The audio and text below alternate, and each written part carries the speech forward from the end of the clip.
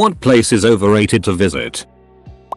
Times Square on New Year's. If you know, you know. Hollywood. The most disappointing garbage and piss covered place on earth. Plymouth Rock. The only boat small enough to have landed on it would be for ants. The New York Stock Exchange. You can't actually go in and see the trading floor. Japan has such a romanticized view of France that they actually have a term, Paris Syndrome, for the sudden shock suffered by Japanese tourists when they see that France isn't how they imagined. The Little Mermaid statue in Copenhagen. It's just so meh and too far away from the city center, especially if it's freezing outside like the time I visited it. Just get a souvenir or a postcard or something. Copenhagen itself is beautiful though. Very highly recommended. Someone will think everywhere is overrated. If you check the travel sub and say you're going to a European capital city, it's overrated and you need to go to the countryside. If you're going to the countryside and skipping the capital city, you are missing out because it's a gem. Go where you want. Read up on it so you have reasonable expectations of what you will see though. Hollywood Walk of Fame. Haven't seen a dirtier road. So now I know everywhere I want to visit is overrated. Sloth Jordan. Please go anywhere else in Norway when you visit. Whatever expectation you have of Roswell, New Mexico, it's worse. If it's a super popular spot on Instagram, it's probably overrated. UAE. It's the most culturally deficient place you will ever see in your life. Four Corners. It's hours away from anything notable and there isn't really anything to do there except a picture and buy Native American crafts. Mount Rushmore. Its face is on a rock basically and smaller than you think. Hollywood. I feel so bad for tourists in LA that waste their vacation time in that dirty hellhole. Mall of America. It's just a mall with a lot of stuff in it. My opinion would have probably be different if I didn't live in Minnesota. Pisa. Besides the small square with a tower where everyone is taking the same atty joke pic, and guys trying to sell you toys, the rest of the town is pretty it. You're in Tuscany. Go to any small town and you'll enjoy it far more. Plymouth Rock. It's just a rock. It's not even a big rock, or a weird looking rock. It's just a greyish lump the size of a beanbag chair with 1620 carved on it. I didn't pay anything to look at it and it still was a ripoff. There's a nice pizza place nearby though. The Mona Lisa in Louvre in Paris. It's just a small painting hanging quite far away in a really crowded room full of tourists. Don't get me wrong. It's a beautiful, iconic painting. But it's not worth visiting the Louvre only for the Mona Lisa. The majority of the other artworks in that museum are more impressive than the Mona Lisa. If you're ever in Berlin, do all the touristy stuff in one day. Go to the Reichstag and walk to the Brandenburger Tor. Visit the Holocaust Memorial. Then walk to the Alexanderplatz. There's not that much to see, but that city has so much more cool places to visit or to hang out. Especially if you're looking to meet people or not pay much for little value. Can't wait until BuzzFeed gets a hold of this thread. Bondi Beach in Sydney. Overcrowded. Everything there is way overpriced. That wing mural in Nashville. There is literally a line that takes an hour to go take a picture with a pair of wings on a wall.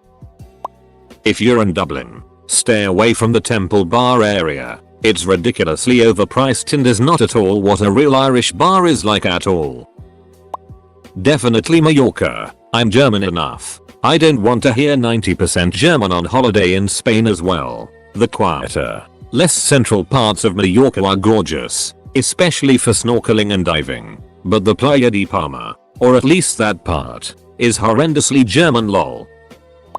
Lake Laogai. Like yeah, it's an honor to get invited by the Earth King, but in my opinion it was 4 stars not 5. The food was overcooked and bland and the pillow was stone hard and they had nothing softer. Like I've invited, I'd go again, I just won't go out of my way to get invited again.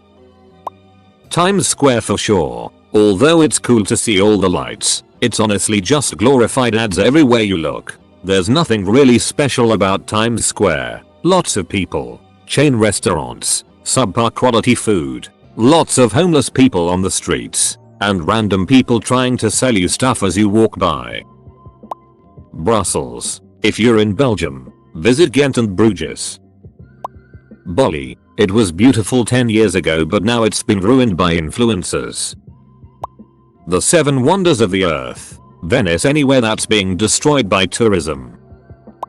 Batu Caves in Kuala Lumpur. Sarajevo is full of karst caves. Many are bigger and aren't full of tourists. Arsehole macaques are also everywhere. I didn't get anything out of Las Vegas. It was cool to see the themed hotels, but besides that it was just an overpriced cultureless soulless city designed to entertain you. Edit. I'm talking exclusively of the Strip. Anyone said Niagara Falls yet? Hear me out on this one. The falls themselves are beautiful, and I guess if you're really into the history of a waterfall and its surroundings you can spend half a day there, but once you've seen it, you've got nothing. The Canadian side is a discount Vegas, which Vegas in itself has been listed like 18 times in this thread. The US side is slummy ass Buffalo. Make Niagara a pit stop, not the destination. Kind of specific, but I visited the gold and silver pawn shop from the show Pawn Stars when I was in Las Vegas a couple weeks ago. Holy it, that place is tiny. Mad props to the production crew that films inside there, because I always imagined it was big and open. It's basically a single aisle from the door to the back of the store with a little side area where the registers and offices are. I went out of my way to see it, expecting to spend at least an hour looking around. After being inside for 5 minutes I saw pretty much everything and left quite disappointed. New Zealand. Don't come here. Disneyland. It's just a lot of waiting for itty rides. Tourists that visit popular places and are disappointed when other tourists also want to visit popular places.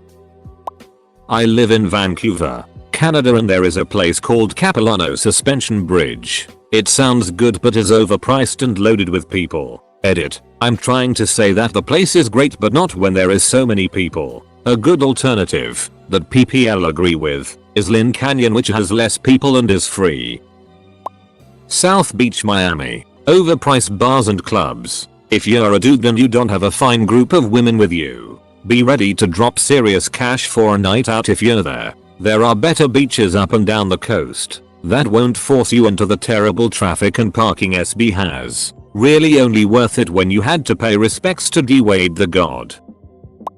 Bourbon Street, New Orleans. It's really just the same as any other bar district in any other large city around the world. Same old cover bands playing the same old songs that you'd hear anywhere. You can experience all you need just by walking down the street for an hour and not going in anywhere. Frenchman Street on the other hand is absolutely amazing. Everyone should go to NOLA just for that. Edit. I'm not knocking NOLA itself though. That city is amazing and definitely somewhere I'm going to return to next time I return to the USA on holiday.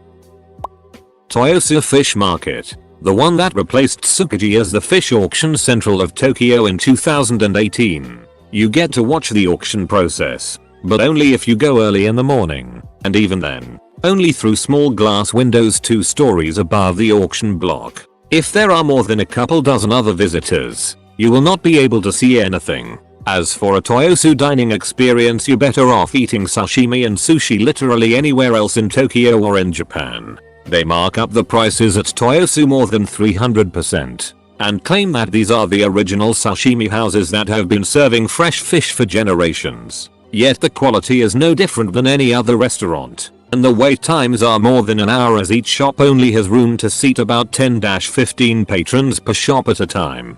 Getting to Toyosu also cuts your day in half as the metro route requires you to go several stops out of the normal JR line for Tokyo, and you will need to walk 5-10 minutes at each stop as part of transit. Once at the Toyosu buildings, you will spend even more time walking from the station to the restaurants and auction areas. It is not a convenient place to visit and not very special. I would cross it off any travel itinerary. Edit. As an added note, some have asked if Tsukiji is still in operation. It is. Anyone who has traveled to the old fish market can still have the same experience as many of the vendors. Shops and restaurants surrounding the old fish auction are still in business, minus the fish auction of course.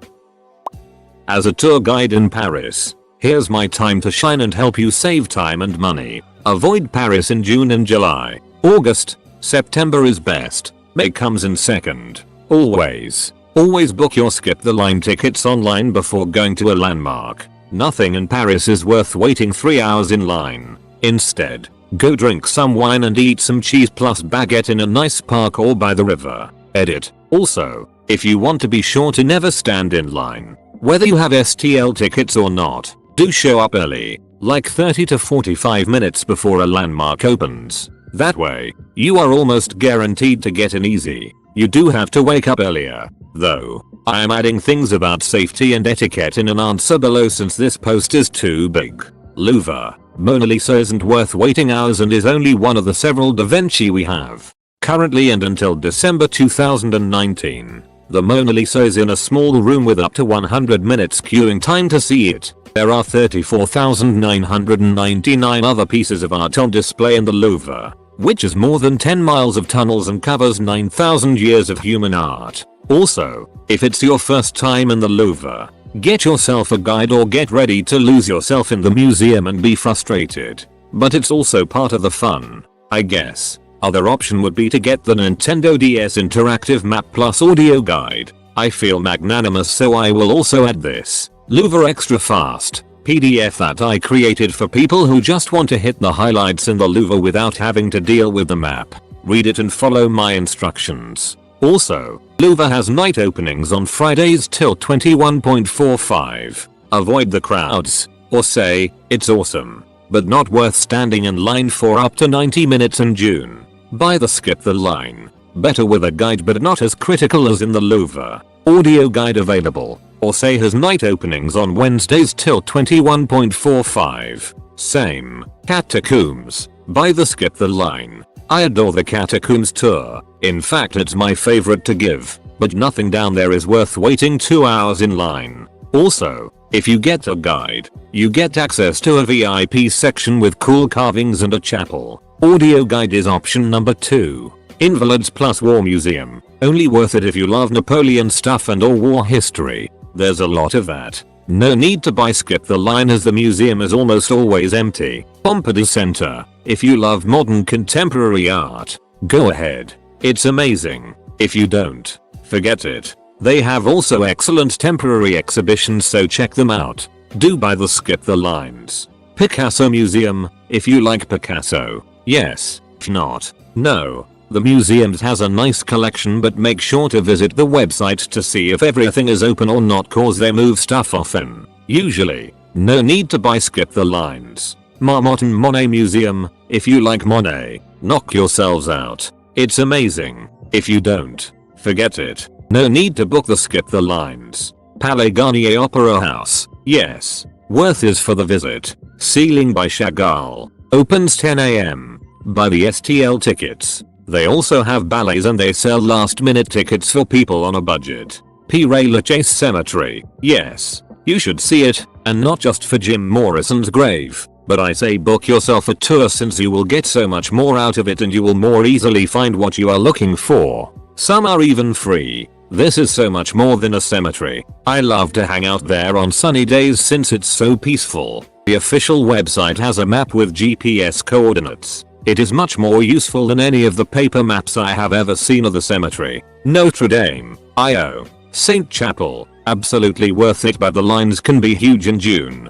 Buy the skip the line. Most beautiful stained glass windows in Paris. Saint Germain des PR registered sign S. Totally underrated Roman Gothic church which is almost entirely restored. Incredible colors and will give you a good idea of what churches looked like in the Middle Ages. Versailles. Buy your skip the lines. Seriously, worth it. But show up at the earliest in the morning if you don't want to be swimming through a sea of tourists as you pass the royal apartments. I don't even do this tour since the conditions are so bad. I felt for the ET. It's easy, either you've booked your skip the line months in advance, or you're screwed. The lines can get absurdly long, and again, it's not worth your time. If you don't have a ticket but still want to enjoy the view of Paris, go up the Montparnasse Tower. No need to book in advance. Or up the Arc of Triumph. Cheaper and better view. if not as high. IMHO. Arc de Triomphe. Skip the lines, can be booked online.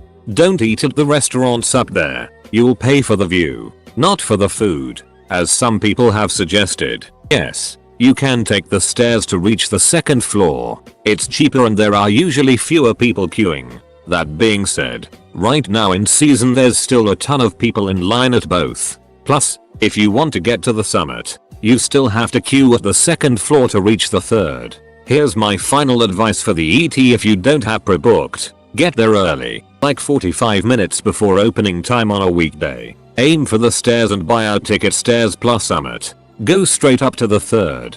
Behold. Now go down to the second and behold. Whoa. Take the stairs down to avoid lines, or go to the upper second floor and take the elevator down. There's always one half of the second floor that has a queue to take the elevator down and the other doesn't. Figure out which is which. Arc de Triomphe and Montparnasse Tower. Both are great alternatives to see magnificent views of Paris for cheaper and with little lines. Buy STL for the Arc just to be sure. Boat cruises. Yes. Worth it. But book online. You're starting to get the point, I hope.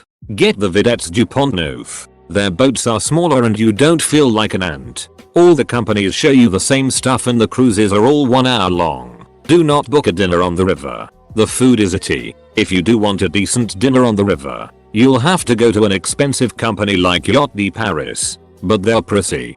Day trips outside of Paris, if the weather is good. Think about going to Giovanni Monet's Japanese garden and villa, but book in advance. You can also go to Auvers-sur-Oise, which is the place where Van Gogh spent his last days, and where he's buried along with Theo. Another cool day trip is Fontainebleau with its large forest and Grand Royal Imperial Palace. Think also of going to Chantilly Castle, largest classical art collection in France after the Louvre. Beautiful palace and gardens, plus royal stables. If you go, do me the favor of check out the most gorgeous medieval manuscript we have around here, Letrs Richelieu's du Duc de Berry. It's in there. Do not miss the first ever Gothic church in the world, the Basilica of Saint Denis, located north of Paris and reachable by metro. It's full of secrets, served as the blueprint for the earliest Gothic buildings and is the royal necropolis of the French kings and queens. The city of Sceaux, 40 minutes by Rail B train, has a gorgeous park with an open-air swimming pool. Even farther day trips. Reims, capital of Champagne, plus the Gothic cathedral. D-Day Normandy beaches. Renaissance castles along the Loire River, including that of Francis I and that of Leonardo da Vinci. Chartres and its incredible Gothic cathedral. Mont Saint-Michel Island and Basilica. World War I battlefield of the Somme. Since this post is attracting attention, more stuff. There will be a huge Da Vinci exhibition at the Louvre from the 19th of October to the 19th of December. It's going to be great, but also a ducking mess. As usual in the Louvre. Don't expect to see it if you haven't booked right now. I don't even know if there are tickets left. There is also a super cool and trippy Van Gogh exhibition at L'Atelier Lumiere until the 19th of December. The Klimt one will also be back on August and the 19th of November. Just as amazing is an exhibition about Nave art, led by Russo. Yay. At Muse registered sign Emanuel from the 19th of September to the 20th of January. Also, if you are traveling with kids from 4 to 12 and the weather is good, take them to the Jardin d'Acclimatation. They've renovated it and it's even more awesome than when I was a kid. It's like a mini theme park. Another option is the SIT registered sign des Sciences et de l'Industrie. Think science museum for kids with lots of hands-on stuff like the Exploratorium and SF. Really fun and right near a huge park with playgrounds, a ducking submarine you can visit, and drinks for the parents. Even more stuff. Most churches in Paris are free. Saint Eustache, Saint Germain des PR registered sign S, Saint S registered sign Veron, Sacre registered sign Cœur, Saint Pierre de Montmartre. For Saint Chapel you do have to pay 10 OA since it's not an active parish, but it's 150% worth it. Important. If you plan on visiting many museums and landmarks, buy yourself a museum pass. It will save you money and skip almost all lines. Go to their website and figure out if it will save you money. Same is true for the metro. Get yourself a metro card, Paris Visit Pass, and save money of the Uber taxes. Last but not least, I have spent the last 5 years working on a map of my favorite places to go out, eat and drink in Paris. Here it is, free of charge, just because I like you Reddit. Check out this website, partially in N, mostly in FR, for what to do in Paris. Edit. Thanks for the gold, silver and all the nice messages everyone.